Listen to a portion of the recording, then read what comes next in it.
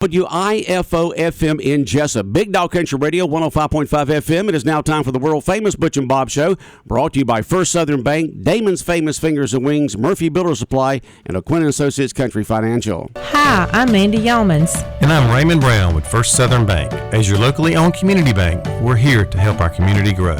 Our customers are why we are here. You can tell we want your business. We offer all types of deposit products, personal and business. We have fast, efficient service, and yes, we have online banking too. I'm sure we have an account to fit your needs. Stop by or call us at 912-588-1010 and see how First Southern Bank can help you. We're FDIC Equal Housing Lender. Damon's Famous Fingers and Wings in Wayne County is a popular thing to dine in or take out for one delicious meal, and with the low great prices, it's simply a steal. Famous for the variety of sauces, mild, wild, insane, or inferno. When it's time to eat lunch or dinner, Damon's Restaurant the place to go. Located in the middle of town on West Cherry Street, yes, Damon's Famous Fingers and Wings simply can't be beat. So next time you're hungry and looking for a great meal, head to Damon's Restaurant and enjoy a great deal. The number to call is easy, 588-WING, 588-9464, the real thing. Damon's Famous Fingers and Wings. Those chicken wings are a very popular thing.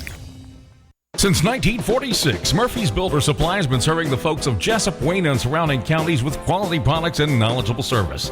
Matter of fact, they feel they sell service first to make sure you get exactly what you need for your home improvement projects. And with each employee at Murphy's being there for 10 years or more, you know you're talking with someone with the experience to help you with building supplies, tools, paint, and all the things you need from a full-service hardware store. The best choice in home improvement is Murphy's Builder Supply, 156 Northeast Broad Street, Jessup. Most people understand the need for life insurance, but not many want to talk about why it's essential to your financial plan. It may seem intimidating, but it doesn't have to be. Don't get overwhelmed. Get started with Country Financial. Call me, Sean O'Quinn, today at 588-1051 and let me work with you to find life insurance that gives you the protection you need at a price you can afford. Life insurance policies issued by Country Life Insurance Company and Country Investors Life Assurance Company, Bloomington, Illinois. The following is an exclusive presentation of Jessup Broadcasting, the sports leader in Southeast Georgia. World famous. The world famous Butch and Bob Show. World-famous Butch and Bob Show right here on WIFO, 105.5 FM in Jessup here on this Friday morning, 25th day of March. And Bob, you doing well? Doing okay? Still drying out from last night's rain. Yeah, it wasn't raining when you got there and started the game, but it started somewhere later in the game. And so you sitting out in the rain? Yeah, they didn't have a press box. What'd you do with the equipment? Did you have like a bag over it or something? An umbrella. Umbrella. Okay.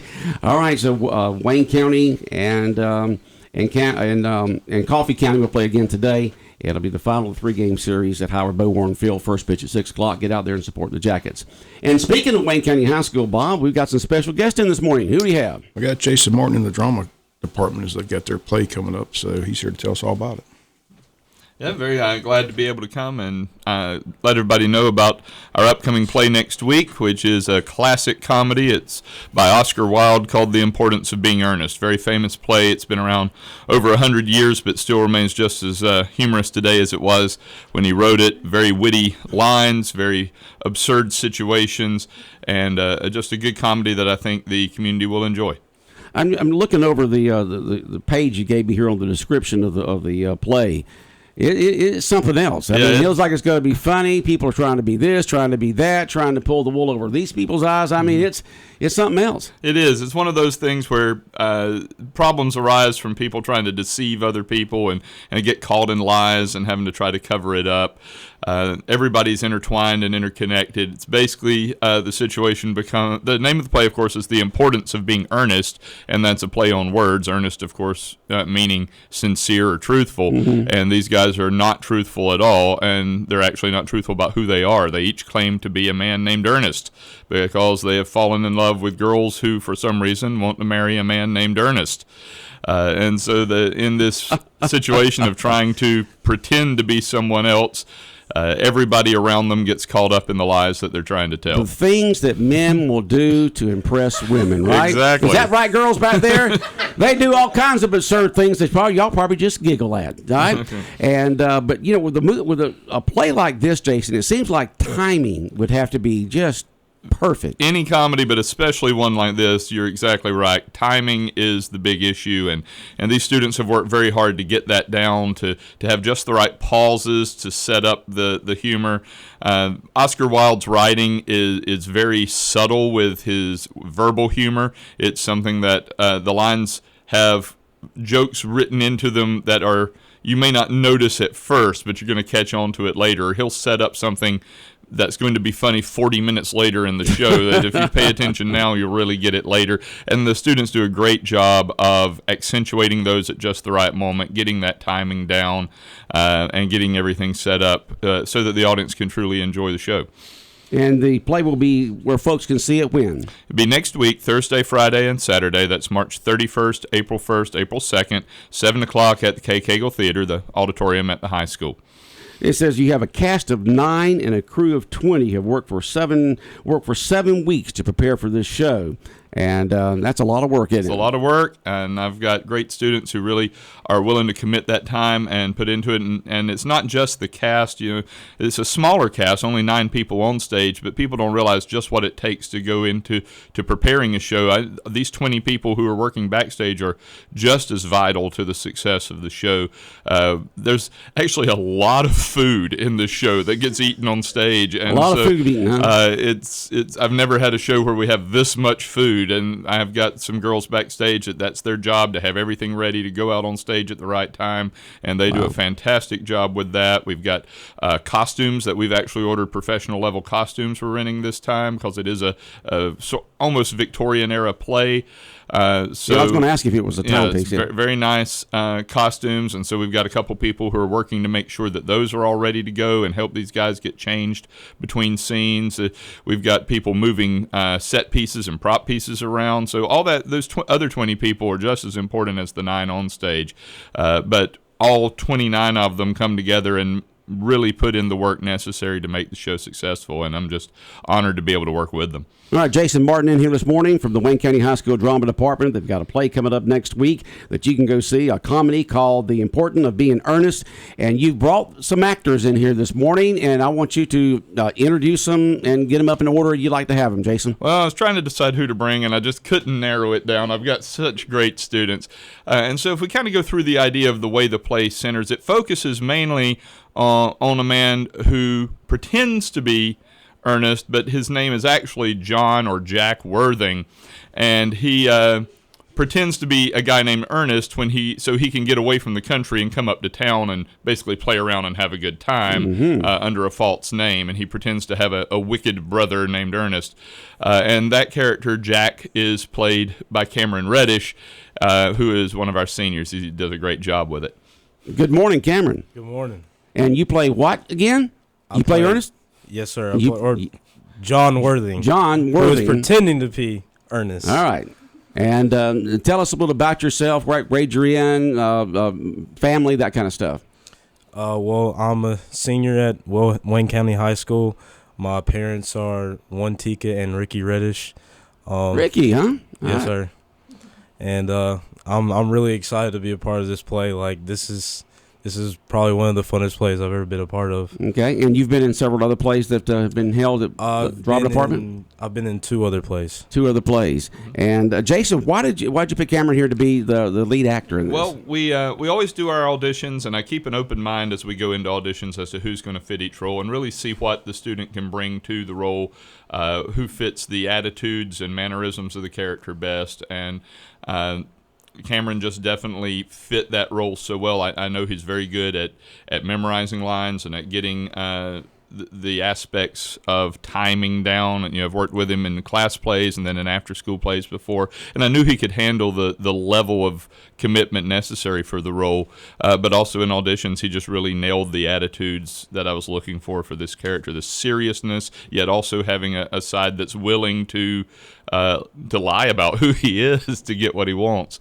And so he has excellent facial expressions that show the little subtlety in his change of demeanor. And he's just an all-around great actor, so I'm glad to have him on the cast. Do you have to play 2 characters? Do you have to play the John and the Ernest, or how does that work? Technically, yes, but okay, so when he's at home, he's himself. But when he goes to town with his friend Algie, he's earnest. He's playing his fake brother, which he doesn't actually have. Right. So you actually do play two personalities in there. Technically, yeah. Okay, all right. And I'm sure that you've had a great time practicing this and getting ready for it, right? Yes, sir, I have. Okay. Bob, any questions for Ernest? And we look forward to seeing you in the play. Mm-hmm. Thank you very much. All right. Well, Jason? He's not the only Ernest. There's another Ernest. There's another Ernest. That's how it gets confused is when Jack, pretending to be Ernest, goes up to London, goes up to town to play around. He has a good friend there that he hangs out with, a guy named Algernon Moncrief, who goes by Algie. And Algie is sort of a playboy ne'er-do-well, just lives to have a good time. And he is a person who... He does something that he calls bunburying, which is he's invented a fake friend named Bunbury who is sick so that he can get away from London and go play in the country. Oh, boy. But it turns out that he decides he needs to go to the country and pretend to be Ernest in the country while Jack is pretending to be Ernest in town. And there's a lot of confusion with what's happening. But as the saying goes, when we first plan to deceive, we deceive ourselves, and that happens here. But the guy playing Algie and playing the nuances of that character of just serious yet the silliness laying underneath is played so well by Clark Chan. Was it typecast on this? Was he perfect for this role? Absolutely. Absolutely. And who's playing the character? That is Clark Chan. Clark Chan. All right. And what grade are you in? I am a senior now. A senior. And your parents? My parents are Jennifer and Peter Chan. Okay, and so you're a man about town in town, but you want to go out to the country. Is that basically what your character wants to do? Yes, sir. Well, I mean, it's kind of like I kind of lie my way out of situations, and then I figure out that there is something that I could totally get away with lying that could benefit me. And I'm like, okay, yes, I'm going to go do this thing. I'm going to lie about everything, and it's going to be fine. It's not fine. You will see during the play. Yeah, lying will catch up with you. Yes. That's the moral of it. Yeah, lying will catch up with you. And but I'm sure you've had a great time preparing for this role. Oh, yes, sir. Like, literally, like, throughout the entirety of doing this, aside from, like, one day, I think that was, like, Wednesday, like, it's been so much fun, like, just hanging out with all these amazing people, hanging out backstage, listening to Martin's deep booming voice as we're just waiting to go as it echoes through the auditorium. It is amazing. It's really fun. I get to eat. Oh, wait, no, one more thing. As he said about the food, I eat everything. I'm literally a grubber. So you're eating basically the entire play. Yes. So you go home stuffed, huh? Yes, everything. But there's actually a line in the play where Jack says to Algie, "I've never known when you weren't hungry." And now, how do they know each other? How does Jack know Algie? They're friends when Jack goes up to London. Okay, they know each other and they're friends there. But until when the play starts, we actually find out that's when Algie discovers that his real name is Jack. He's thought the whole time that his name was Ernest because he knows him from London. No fake British accents, right? No, absolutely not. No, when I cast the play, I said I was going to do two things. I was going to do colorblind casting so that race was not an issue as to who played the parts, and then I said I was going to do accents optional. And I said if everybody that gets a part can do a British accent, then we'll consider doing it. And if not, then won't. It's all or nothing. Well, it's all or nothing. And so it ended up being nothing. That's fine. Kind of hard for everyone to do a British accent. That's fine. I have several students who can do good British accents, but I didn't want to limit anybody from getting a part that they fit very well because of an inability to do a British accent. And the play works. The humor is really in the situations and in the verbal humor of the lines. And so it works perfectly fine without doing the British accents. So I was glad I made those decisions because I've ended up with a very strong cast that really nails the characters so well. All right, let's move on to the next character. Okay.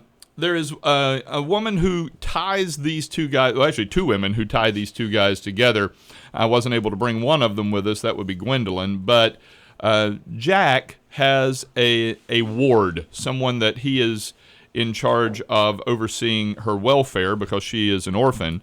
And she's a young girl, 18, very sweet, but has all these very strange romantic notions of the way courtship is supposed to go. And when Algie pretends to be Ernest and goes to the country, he ends up trying to connect with this young lady who is actually Jack's ward, and that is Cecily Cardew is the character. She is played by Summer Eastwood. Summer Eastwood. Good morning, Summer. Good morning. And what grade are you in? I'm a junior at Wayne County. Okay, and your parents? Paul and Melissa Eastwood. Okay. And what have you done to prepare for this role? A lot. Memorizing lines is not my strong suit, and we learned that. But I've worked very hard on really portraying Cecily in a way that will make it funny, but also relatable to myself sometimes. And yeah. What makes this character funny? What do you do to make this character funny in the play? She's very, very naive in a lot of different ways. She has created this imaginary engagement with somebody. Watching too many romantic movies, I guess. Yes. Yes, very much. It's set in 1895, so not really watching movies, but reading romantic novels and ideas. But I will say one thing Summer does that's so good at capturing it is her facial expressions. She manages to have a very innocent and trusting look on her face, yet at the times that she expects things to happen, she can be very serious about this is the way it's supposed to be, and you're not doing it that way. And Summer's facial expressions really capture that very well. All right. Basically giving your boyfriends a guideline on how to romance you, right? Yes. All right. Who's the next character? Okay. Well, Cecily is still living in Jack's house. Jack is in charge of her education, and he has brought in a lady to be her governess and tutor who is in charge of overseeing everything about Cecily. It's an older woman who is still single named Miss Prism, and she is played by Kirsten Lee. Kristen? Yes. Lee? All right. Yes, and what me. grade are you in? I'm a senior at Wayne County High School. And your parents? Ashley and Stephen Lee. All right. Have you been in productions before with the Wayne County High School Drama Department? Yes, I have. I participated in the classes, and I've also been in 2 other plays. Well, you've been on stage in 2 other plays, but you've participated in all 8. Oh, yeah, you? I participated in all 8. Yeah, but you did something in all 8 of them. Yeah, okay. She is our only senior this year who has participated in all 8 productions during high school. Wow. Okay. And you play an older character, right? Yes, I do. Now, how do you go about preparing to play an older character? You watch your older relatives or something like that to see how they move? You move a little slower, and have little aches and pains and stuff? Or well, I do know that older people, not old people, older people are... We be old people right here. I know that older people come across as more mature than younger people. Well, some of us do. Yeah, most of them, Okay. And they aren't as verbal with their emotions, and I know they are a bit more reserved than most young people. Right. So I tried to portray that in Miss Prism. Okay. And she actually has a love interest. And who's the love interest in this? Dr. Chasuble. He's the Reverend. Okay. All right. And what's that character, Jason? Well, he's coming up next. Okay. You have a love interest in the Reverend. Yes, but they're not, he's not actually supposed... they're not really supposed to, they don't really feel like they should be getting together. So they're both, really awkward. And I've never played an awkward character before, but I feel like I'm doing pretty A-okay. You are. That's been a little different for Kirsten. She's always been one of my best at playing older characters. She does exactly like she said. She has that more reserved nature and holding things under the surface, and that really comes through with her. She does an excellent job playing older characters. But this one is a little different because she has, in addition to that reserve, we need to also see that she is interested in Dr. Chasuble and trying to show that while still not being outright, giggly teenager type of situation, but she does a very good job with showing that subtle attraction to Dr. Chasuble, and also the serious side of when she's working with Cecily as her tutor, of trying to insist that Cecily do the right things. All right, next character. Well, and that will bring up the love interest of Dr. Chasuble, who is the reverend of the local parish there where Jack's country house is, and he does like Miss Prism, but he is conflicted because part of him believes that the priesthood should be celibate, and part of him really wants to be with Miss Prism, and so that's an undercurrent that lies through the entire story. And Dr. Chasuble is played by Gavin Gray. Gavin Gray. Good morning, Gavin. Good morning. And what grade are you in? I am in 12th grade. I'm a senior in Wayne County High School. And your parents? Donna and Jack Gray. All right. Now, what did you do to prepare for this role? For this role, I, like everyone else, studied my lines and have still not gotten them just quite yet. Well, because I added something 2 days ago. One more week there. Thank goodness. I added a small scene 2 days ago that they're still working on, but everything else he's perfectly fine on. As an older gentleman and a very awkward character, I have pretty much just followed myself and my parents in trying to get ready for this role because I'm a very awkward person in real life. Luckily, the only time it comes in handy. Okay, and so that got kind of a little tension, likeness between you and the other character there that y'all got to portray. Is that right? Yes, sir. My beautiful love interest and favorite person backstage, Kirsten Lee. We've gone quite close because we have to study our lines together because we have many lines where we talk to each other. So we've just been around each other for the longest time now. It sounds like really voice inflections really have to be important in this movie. Yes, I mean, sir. this is the play. Yeah. I mean, it's like a movie, pretty much. It's quite long. Yeah. All right. Yes, we've practiced for the longest time trying to get the wording right and the right inflection on every word just so it sounds perfect. Okay. All right. He's right. This play is it comes across as very wordy because it was written over 100 years ago, and so you have that Edwardian England prose in there.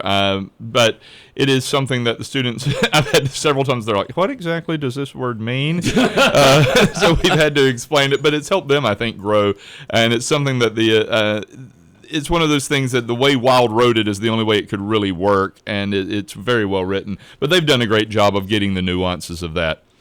And they spoke in a little different back in the Victorian age. A little bit different, and also being over in England, too. And so Gavin does an excellent job capturing that awkwardness of Dr. Chasuble and really bringing it out. And then we got one more person that I've brought in. Character. And there's one person that anytime she's on the stage, she just dominates the scene. Dominates and it, this is steals the scene. This is one of the most important characters in the play. It's actually Algernon's aunt. And her daughter, who I wasn't able to bring with us today, her daughter is the love interest for Jack. And Aunt Augusta is absolutely insistent that her daughter not marry Jack. And she is very domineering and very much concerned about the appearances to society. Wealthy woman who insists on increasing their wealth and social standing.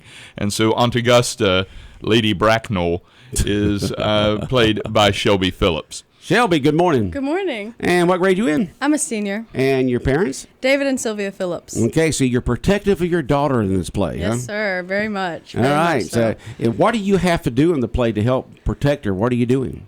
So, my daughter is in love with Jack Ernest, who we talked to earlier, and my character does not really prefer him at all because he doesn't match what she views as like the right standards for her daughter. And so she pretty much questions him and tries to figure out every little detail to come up with some reason why he wouldn't be fit for her, even though he pretty much is. Like, they're kind of perfect for each other, but she tries to come up with something that How would... can he be perfect for her when he's lying out his teeth all the Okay, good point. Jeez. Yeah, for real. So it just makes for funny situations of what you're trying to do with Jack and with your daughter, right? Yes, sir. Okay. And Jack ends up with two problems. One is he's not actually named Ernest, which his love interest wants to marry a guy named Ernest. And so that's where Dr. Chasuble comes in. He's come up with the idea that he could be christened, and by going through the christening ceremony, he could change his name to Ernest. Oh, and okay. that's Dr. Chasuble is brought in on that. Is Jack well off? Jack actually is. He is. So the that person who means- adopted him has given him quite a bit of money. But then he also has the problem of not being socially acceptable enough for Lady Bracknell. So Okay. Jack's got a couple High of issues to overcome. And so Lady Bracknell is there both at the beginning and at the end, and really everything has to go her way or it's not going to go at all.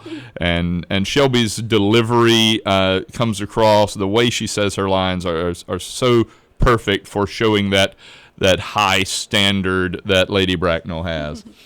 So you got to put on airs, huh? Oh, yeah. Okay. All right. Thank you. Jason? Well, thank you for the opportunity to bring these students in. I definitely wanted them to be able to share in their words what they've done, because they really have put in a lot of time and effort into this play. When you do a play, people don't realize that just like maybe you could compare it to a sports team practicing, and then they get to play multiple games. We get 3 shows, and these kids have put in over 100 hours of hard work and hard practice to get ready for this, and they get their 3 shows next week, and we're really looking forward to having the audience come out as they always do and support the show Thursday, Friday, Saturday of next week, 7 o'clock. Tickets are $8. Seats are available, first come, first served. Doors will open at 6:30. We hope the audience will get there and get in, because we also have a special treat this year, that this is Wayne County High School's 30th season. From when Miss Cagle came in 1992 and got the program going again after it had kind of faltered. That was 30 years ago, and we have, other than one show that got canceled due to COVID, we have had 2 shows a year for 30 years nonstop. And at the beginning, before the Importance of Being Earnest begins, we have a slideshow we're going to be sharing with pictures and things that have been going on, pictures from all 60 plays over the past 30 years. We'll have some memorabilia out in the lobby as people come in, that we really want to celebrate the 30 years of theater that we've had since 1992. Wow, that's a great play, but you also get to relive the memories, the last 30 years of the drama department at Wayne County High School. Exactly. All right, and so it's next week. Yes, Thursday, Friday, and Saturday, March 31st, April 1st, April 2nd, 7 o'clock. Okay. Anything else, Jason? I think that's it. Y'all have a good day, because I know you're eager to get to school, right? Absolutely. All right, y'all take care. Well, we appreciate it. Thank you. All right, anything else, Bob? That's it. All right. The world-famous Butch and Bob Show right here on WIFO 105.5 FM in Jessup, brought to you by First Southern Bank, by Damon's Famous Fingers and Wings, Murphy Builder Supply, and O'Quinn & Associates Country Financial.